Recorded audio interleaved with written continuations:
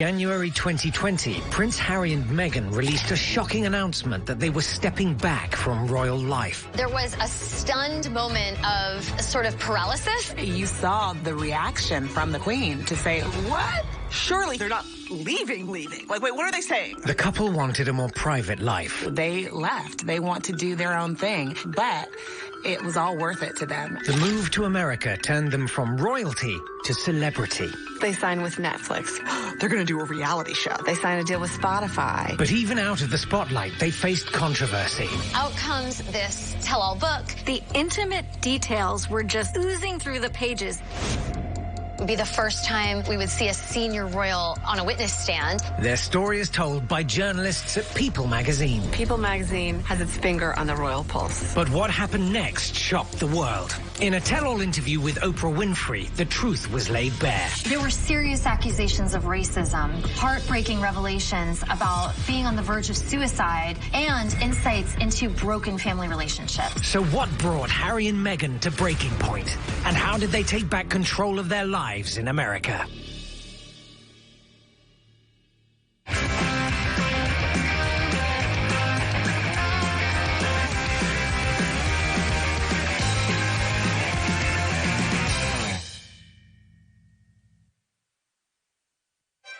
On May the 19th, 2018, Prince Harry and American actress Meghan Markle were married in St. George's Chapel.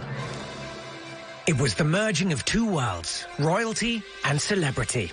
It was so star-studded. It was bigger than the Oscars. You had the Beckhams, you had George Clooney, you had Oprah. It was so jam-packed with A-listers. It was really some kind of spectacle.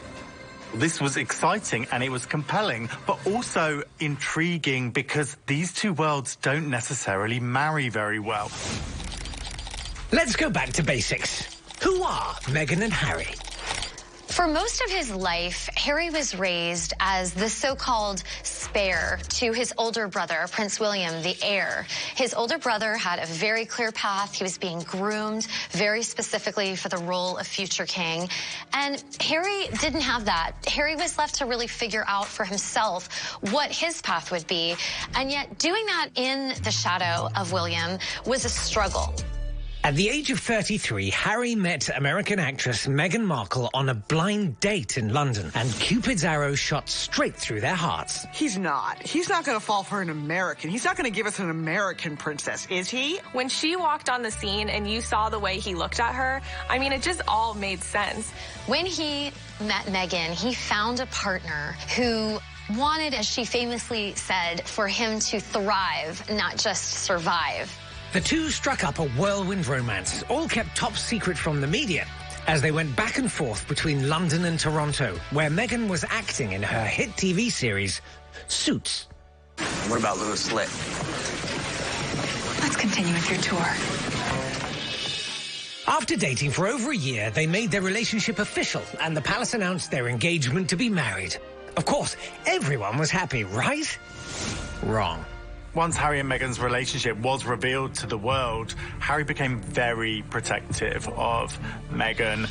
I think that Meghan, because she's an actress and had been used to attention, she thought that I can handle this situation, but the intensity of the attention when you're a royal is very different.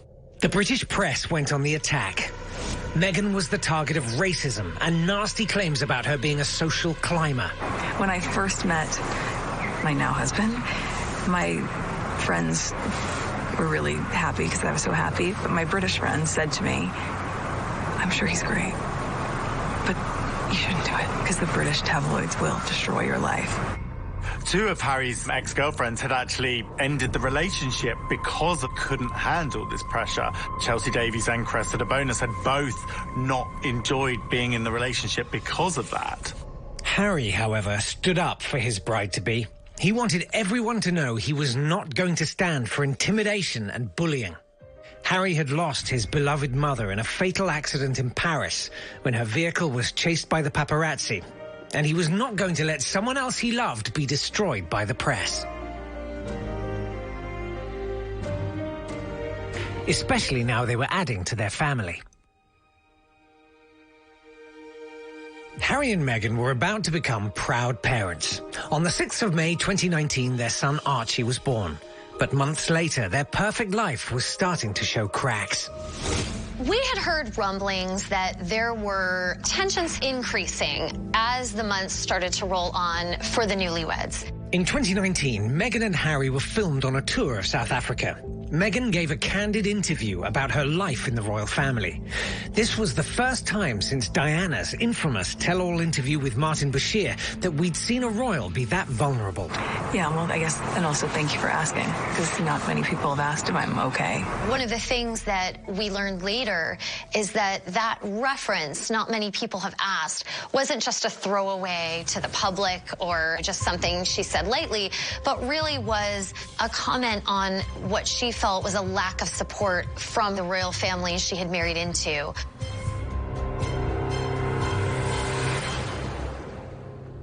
This really wasn't royal protocol. As a royal, you're supposed to not explain or complain, and you just have to take the stress and take the pressure. But Harry and Meghan are young new royals. They're millennials. They're going to explain their feelings. By the end of 2019, Meghan and Harry had decided that this was untenable. They couldn't go on like this anymore. I had a tip. Something big was going on, and the gist of the tip was, keep your eyes on Meghan and Harry. Breaking news in video published to his Sussex Royal Instagram page. Prince Harry has just publicly addressed the decision by him and his wife Meghan to leave their royal lives. They had issued this statement and they were stepping away. And I think at first there was almost disbelief that, like, wait, surely they're not leaving. Like, wait, what are they saying? So they're moving to Canada? There was a stunned moment of sort of paralysis. Like, what do we do now? Because none of us really were prepared to hear something that dramatic. You saw the reaction from the palace, from the Queen, to say, basically, what? On January 8th, 2020, an announcement was released on Meghan and Harry's Instagram page that they were stepping back as senior members of the royal family. I think that the talk of blindsiding the Queen originates from the way in which the news came out. There was some talk in the media that the Queen definitely knew that the decision had been made, but wasn't fully aware of when that news would be hitting the press. The palace decided the best thing to do would be to hold a summit for the senior royals. So the Queen, Prince Charles, William and Harry sat down and decided to talk it through. So the Sandringham Summit. It was a massive sit-down where they had to hash out a lot of the dirty details. The Queen didn't just roll over and adhere to everything that Harry and Meghan wanted. She felt that you can't just leave the royal family and expect to still receive all the benefits of being in the royal family.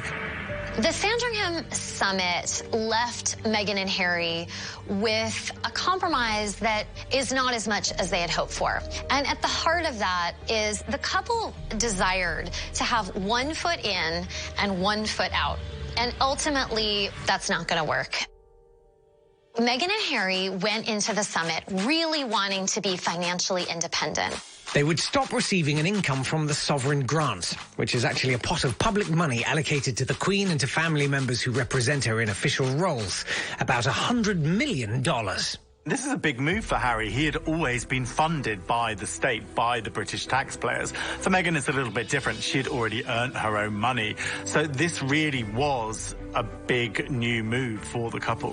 The Queen then said, if you're going to do that, then you're not going to be able to also leverage the Sussex royal brand. The other thing is Harry's military titles, which we know are just so important to him. Losing his military titles really did seem a particularly harsh blow for Harry. He cares so much about the military, and he's served so honorably. It was a blow for Harry that he found hard to forgive.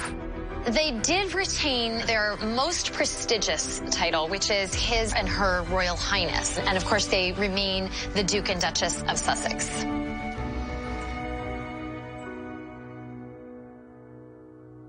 The official exit date was set for March 31st, 2020. No one could predict how this was going to turn out for Harry and Meghan. Coming up. There was an incident that took place with paparazzi. They sent up some drones to take some pictures outside of the home while Archie was playing outside. These pictures were just a huge issue for Meghan and Harry.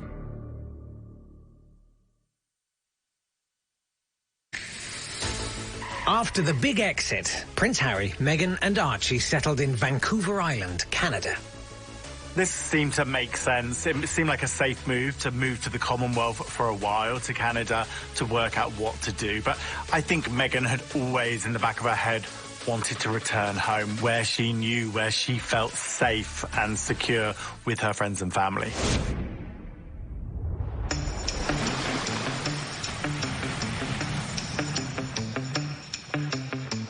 If you've never been to LA, it's really great, full of completely sane and chilled out people. Harry is the fish out of water, living in Los Angeles, surrounded by Hollywood, and it's got to be a little bit confusing, but he does have Meghan, who knows what she's doing, to guide him through. They do already have roots in California. Meghan grew up there. Her mom lives there, so it really made sense. Meghan was excited to show Harry and Archie her territory. Just as they were settling in, the world was thrown into turmoil. In March 2020, the COVID-19 pandemic hit the world. Everything was shut down. We were all navigating uncharted territory. Harry and Meghan's big American dream had to be put on hold. I think the longer it goes on for, the more it's going to be felt, obviously, especially from a mental health aspect. They were in lockdown, but it gave them time to think about their future. It was paramount for the couple that they were financially independent from the royal family, so they repaid the sovereign grant, $3 million, which they'd used for the refurbishment of their UK home, Frogmore Cottage. First things first, they had two major milestones they were about to celebrate, starting with Archie's first birthday. Doting mum Meghan posted a video for Save the Children, which raises funds for children impacted by the pandemic. The video showed a very relaxed Meghan reading a book, Duck Rabbit, to her son. Let's turn the page. Here, ducky, ducky. Here, you cute little rabbit. Archie seems to be having a normal upbringing, and when his parents post a video, often, one of them is behind the camera and the other one is in front of it. We are just trying to embrace all of the quality time we get with our son right now and to not miss a single moment of his growth and development, which has been really special. A few weeks later, Harry and Meghan celebrated their second wedding anniversary, a very low-key affair with just the three of them at home.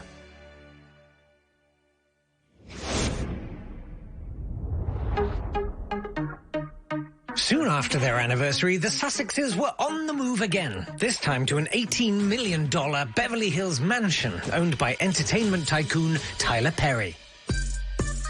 Let's just say this. Tyler Perry has incredible taste. Chandeliers in every room, Greek columns, elaborate fixtures. It maybe made the transition from palace life to regular life a little easier because Tyler Perry is royalty and does have a palace in his own right. The one downside of staying in California at Tyler Perry's mansion was an incident that took place with paparazzi, where they sent up some drones to take some pictures outside of the home while Archie was playing outside. And these pictures, of course, were just a huge issue for Meghan and Harry. The couple took the news agency to court and won the case. The photos were handed over, copies destroyed, and they stopped distributing any images that were taken. Now, outside of the royal fold, Meghan and Harry took on the media, something we would see them do again and again. They were sending a clear message to the world. The royal family always says never complain, never explain, but that's not something that Meghan and even Harry like to subscribe to.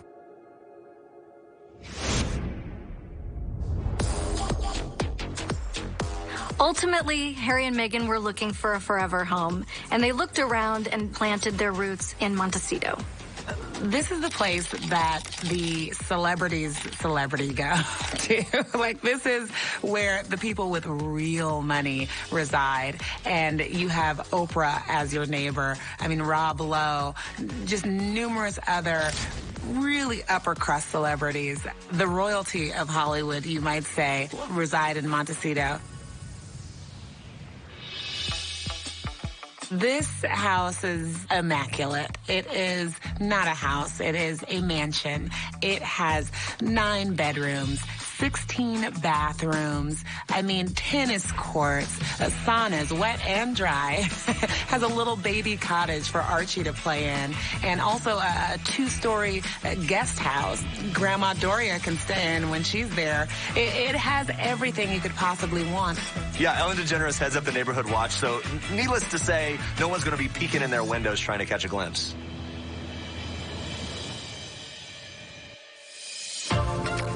So far, so good in LA. And it appears that Harry and Meghan are starting to settle into the post-royal life, roller skating and doing wheatgrass shots or whatever it is people do out there. However, what's about to come next will rock the boat in the royal family. Coming up. Right when things had calmed down, out comes this tell-all book. The intimate details were just oozing through the pages. Just the mere fact that they didn't take the authors to court is kind of telling in that there may be some truth here. Harry and Meghan had stepped back as senior members of the royal family, but there was more to learn about their experience in the firm.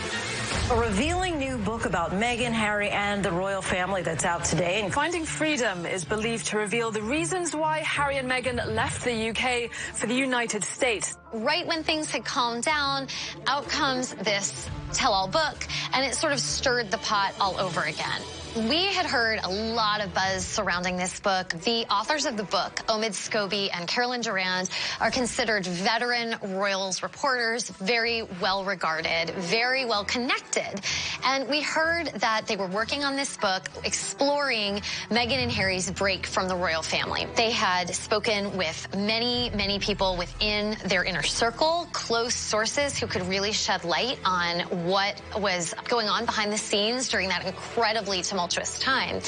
And the book did not disappoint. The book was so delicious because the intimate details were just oozing through the pages. I think one of the biggest things that I found out, which I did not realize before, was that the Duke and Duchess were actually engaged prior to their big Invictus debut. The book has been criticized for being a means to air their grievances against the palace and Harry's relatives.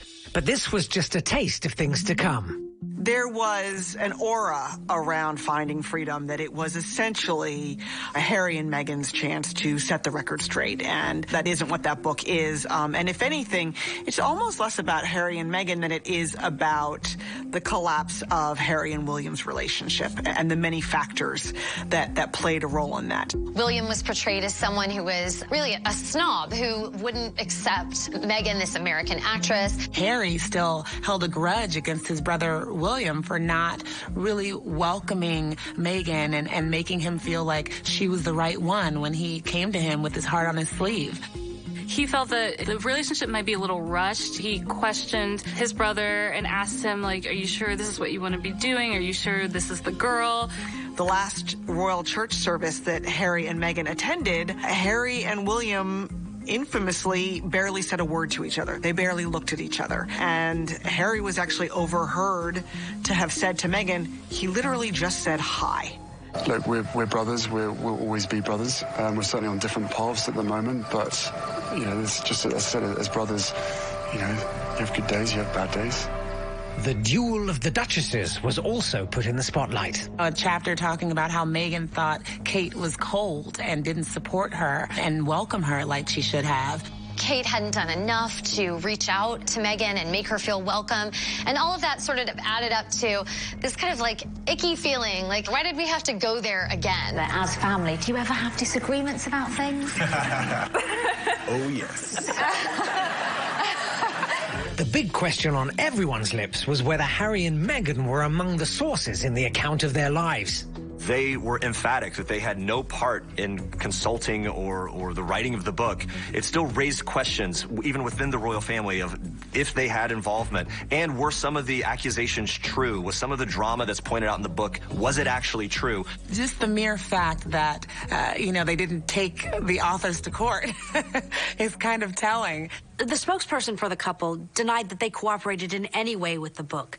And the author said that they had never spoken to Meghan or Harry about it. The palace is very tight-lipped when it comes to commenting about things that are happening in the public eye, particularly when it comes to tabloidy type stories. So they haven't commented on what's been revealed, whether to deny or confirm anything in the book. When I interviewed the Finding Freedom authors, Omid Scobie and Carolyn Durand, about the book, I asked them if they felt any parallel with Andrew Morton's famous Princess Diana book. They both said that Andrew Morton's book is considered, obviously, one of the great royal biographies. Now, the big difference is, after Princess Diana's death, we learned that the main source was, shockingly, Princess Diana herself, who had secretly recorded audio tapes that were then smuggled back and forth between the palace on a bicycle of one of her friends. And this was when we got the first glimpse into so much of her anguish, her eating disorder battles, her pained divorce and the affair between Camilla and Charles, her depression, throwing herself down the steps when she was pregnant. All of that is in that book, that she kind of opened up her heart and bared her soul to share all of that with Andrew Morton. Everyone I've spoken to, people who are close to the Princess of Wales, have assured me that the portrait is a fair, sympathetic and accurate one, and I stand by every word. Diana agreed to speak with journalist Martin Bashir to set the record straight on the tabloid speculation about her marriage to Prince Charles. Do you think Mrs. Parker Bowles was a factor in the breakdown of your marriage? Well, there were 3 of us in this marriage, so it was a bit crowded. This was something Charles admitted to when questioned by journalist Jonathan Dimbleby about their marriage. Do you try to be faithful and honourable to your wife when you took on the vow of marriage? Yes, absolutely. And you were? Yes. Until it became irretrievably broken down. Of course, Prince Charles, who is the future king, knows that he is not leaving that institution or that role, whereas it was a really different situation for Diana. First of all, she had been really manipulated into sitting in that chair, and secondly, she wasn't in the position Charles was to feel as though this was a forever attachment to the monarchy. And the Queen watched the interview, like millions of people around the world, and decreed effectively that the couple needed to divorce. 25 years after the interview, there's a current investigation accusing Bashir of allegedly manipulating Diana into speaking with him by falsifying documents to gain her trust. If you flash forward to Finding Freedom, there's not that level of soul-bearing, but for the authors...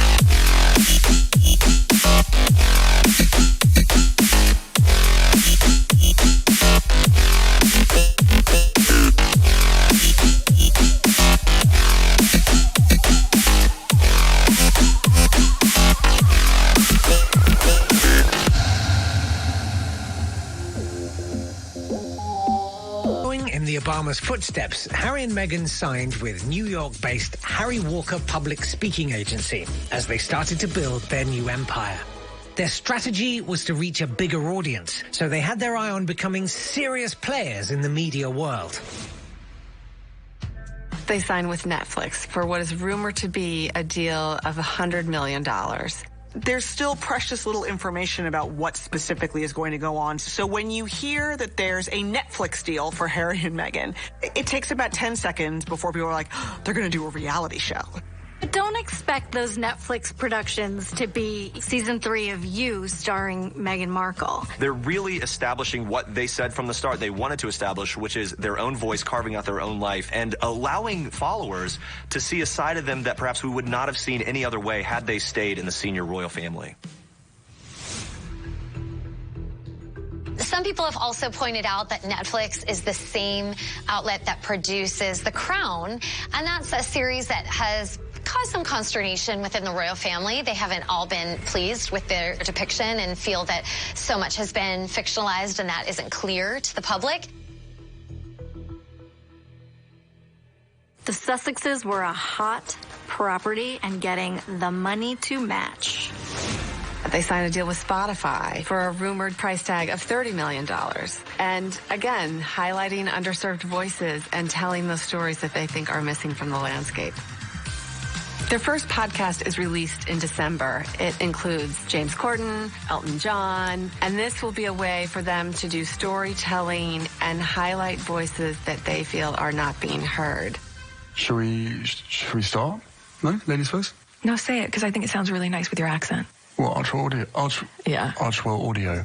It's a very short podcast. It's about 30 minutes, and it's generally well received. I think what people are dying for is more. This is still during a period when they sort of have to expect that these deals and decisions will be under scrutiny by the palace. Harry and Meghan really work together because they have the same passions. They're both very big on charity, on talking about causes that are important to them. That's really the backbone of their relationship and what bonded them. Even at the beginning of the pandemic, the couple really wanted to make sure that they are out there, they are doing good. And on Easter Sunday, they joined the Angel Food Project in LA, donned their masks, and were out there giving food to people who needed it.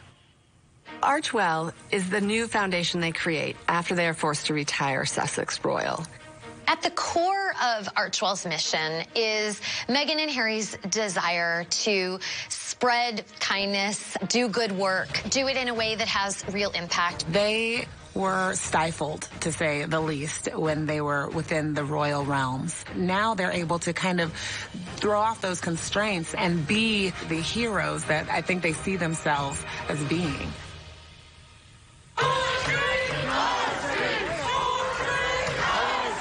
Of course, this summer saw the Black Lives Matter movement really come to the forefront in the United States.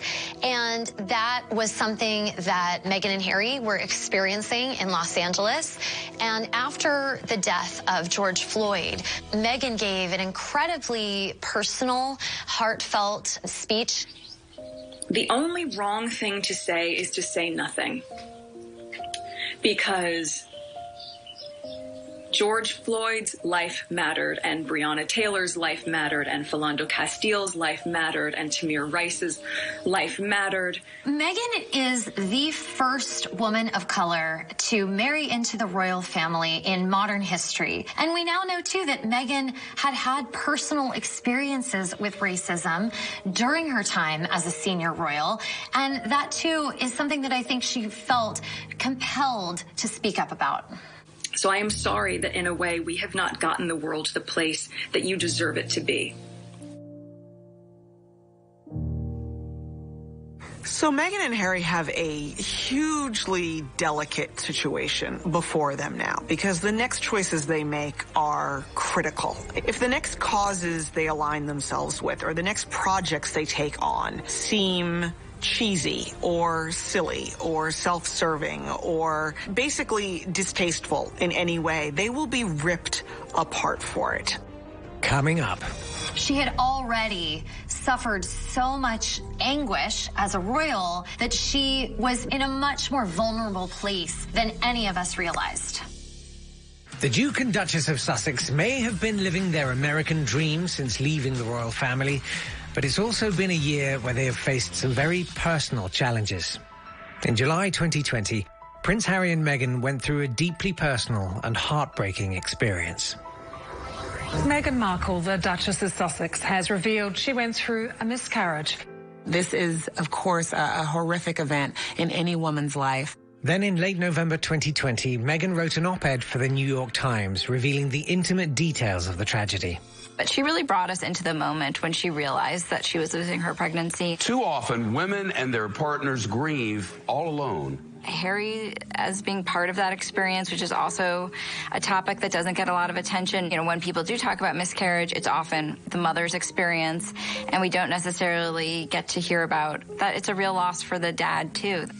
At the point that she disclosed her miscarriage, she had already suffered so much anguish in her life as a royal that she was in a much more vulnerable place than any of us realized.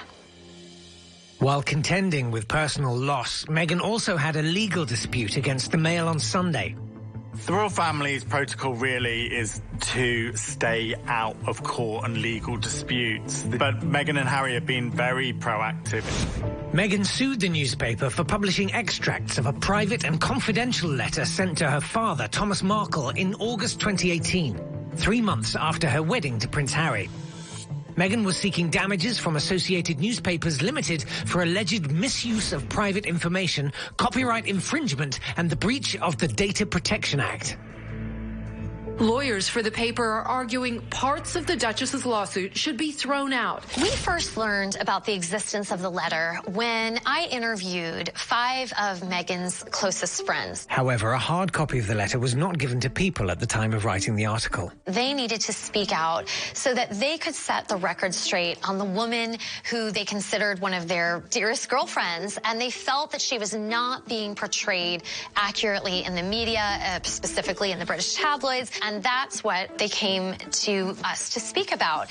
One of her friends referenced a letter that Meghan had written her father, Thomas, in which she had said, I really want us to be able to make peace. One of her friends said that there was a kind of a retort from Thomas, which is he replied and said, well, how about if we take a picture together? And her friend told me that's just not what Meghan would have wanted, asking for a photo op when the whole point of the letter was saying, let's leave the media out of this. I've apologized 100 times for that. Well, after our People magazine story came out, Thomas Markle felt that he hadn't had a chance to make his side known, and he felt that the spirit of the letter had not been captured by her friends, sort of paraphrasing it. So, to correct the record, he released the letter and the Daily Mail published it. So the Daily Mail then now claims that they have the right to share it because Thomas Markle had the right. He needed to defend himself against what her friends had told me. Now they're believing it and thinking I'm saying a lot of things that I'm not saying.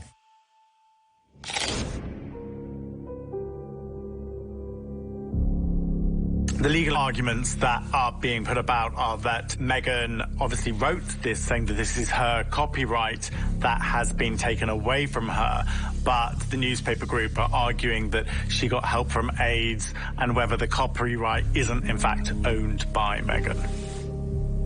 Once you're involved in a lawsuit, you can potentially be called as a witness on the stand, and that is something that the royals have assiduously avoided through the years. Maybe she would be called to the stand. It'd be the first time in anyone's recent memory that we would see a senior royal on a witness stand. And on February 11th, 2021, Meghan won her privacy case. However, there are still open issues to be decided with regard to the copyright claim, and there will still be a hearing to decide whether they will have to go to trial. Harry and Meghan were approaching their one-year anniversary in America when things took a turn.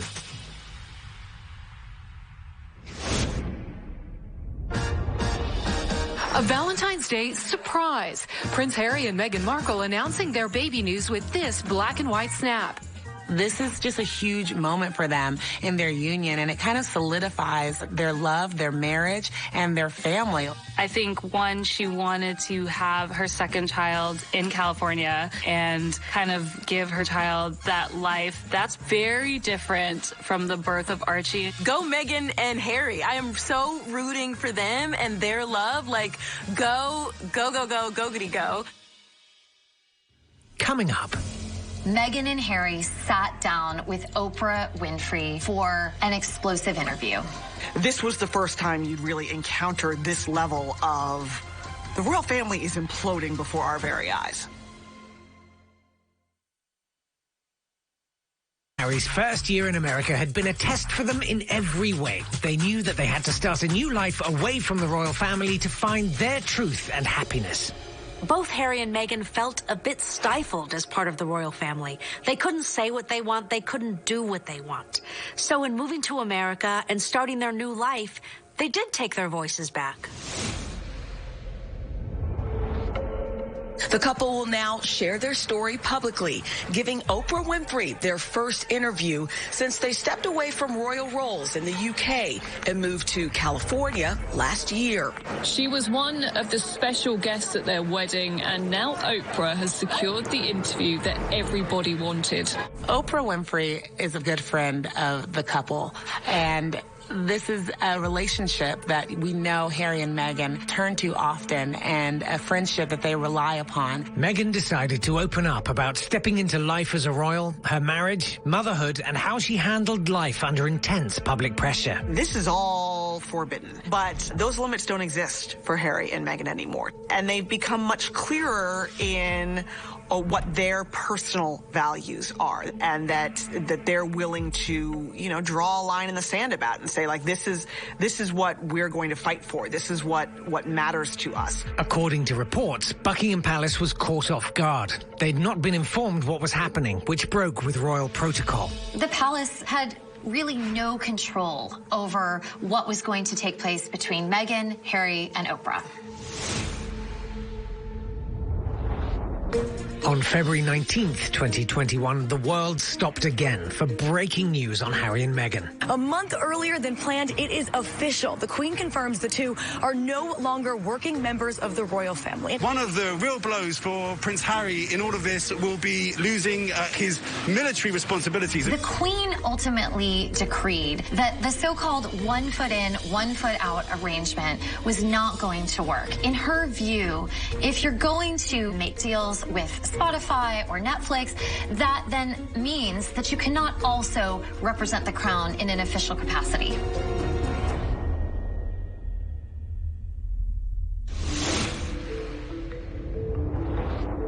With the eyes of the world watching, Meghan and Harry sat down with Oprah Winfrey for an explosive interview.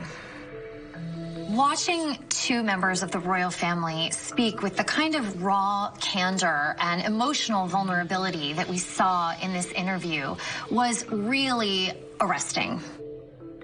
I think one of the moments that was really sad was hearing Prince Harry say that his father, Charles, who also happens to be the future King of England, stopped taking his phone calls. Charles had stopped communicating with Harry once he'd made the decision to step back as a senior royal. For people who have followed this family for decades, it was stunning. There were shocking revelations about Meghan's mental health and that she had contemplated suicide due to the pressure of life in the royal family. I was suffering great emotional distress. I reached out for help from the institution. It wasn't supplied for me. And Harry sort of, watched all that and said, I'm not risking this could go the way things went for my mom.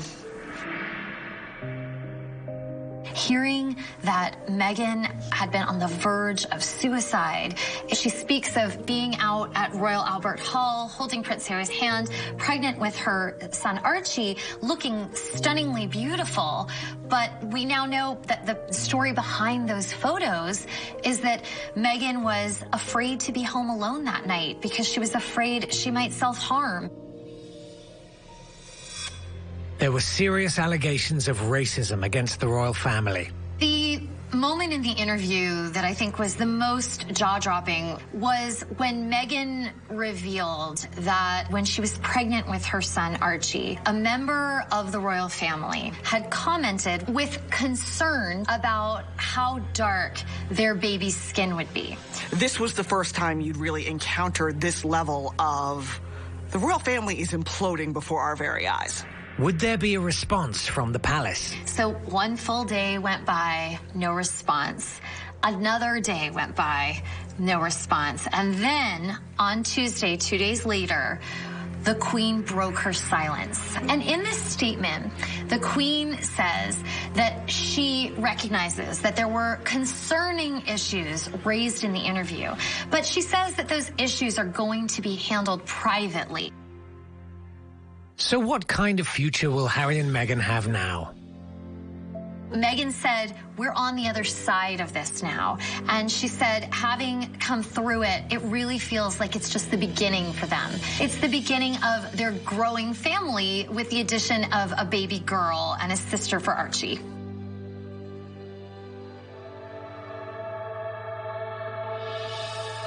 So did Harry and Meghan achieve their American dream? Despite the challenges of the past year, and there have been many, they have no regrets about their decision to leave. They have really flourished. It was all worth it to them, and it was worth it for their family, and it was worth it for their son Archie to be able to raise him and to know that he is protected and safe. They are living the lives that they always dreamed of. They're the happiest they've ever been. And I think that they're on cloud nine.